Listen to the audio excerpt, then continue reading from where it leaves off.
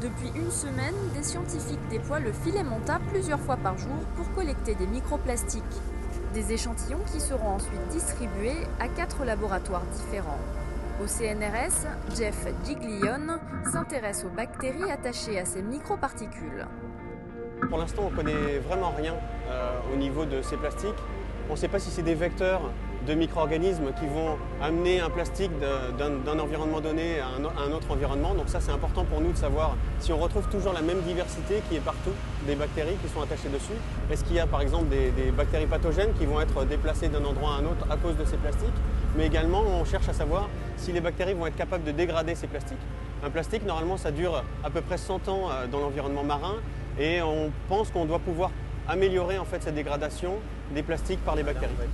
La quantité de plastique prélevée à l'aide du Manta fluctue en fonction des zones et des courants. Et à chaque remontée de filet, il faut vider le collecteur et trier une à une les particules de plastique pour les conserver et les analyser. Un véritable exercice de patience. C'est étonnant en fait, depuis qu'on a commencé la mission Tara, à chaque fois on regarde et on a l'impression de voir beaucoup d'organismes et peu de plastique. Et puis au bout d'un moment, on trouve un morceau comme ça, qui est assez grand. Et puis il y a plein de petits morceaux de plastique qui sont inférieurs à 5 mm, qu'on appelle les microplastiques. C'est cela qui nous intéresse plus sur la mission Tara. Donc sur ces plastiques, en fait, ce qu'on voit à l'œil nu, c'est déjà une certaine colonisation. Il y a des moments où on voit du phytoplancton, donc des organismes verts, qui sont dessus. Et ça, c'est typique d'une colonisation qui vient après la colonisation bactérienne. Donc on a les bactéries qui commencent à s'attacher et ensuite qui forment un biofilm. Et puis on a également le phytoplancton qui vient s'attacher dessus. Et il y a vraiment un écosystème qui est en train de se créer sur ce plastique. Le zooplancton mélangé au plastique intéresse un autre chercheur. Les échantillons collectés permettront d'identifier les différentes espèces présentes dans l'eau, puis de les quantifier à l'aide de techniques de comptage. Un des objectifs de la mission, c'est de voir l'influence de ces microplastiques sur la biodiversité, la structure et par la suite le fonctionnement de la communauté planctonique.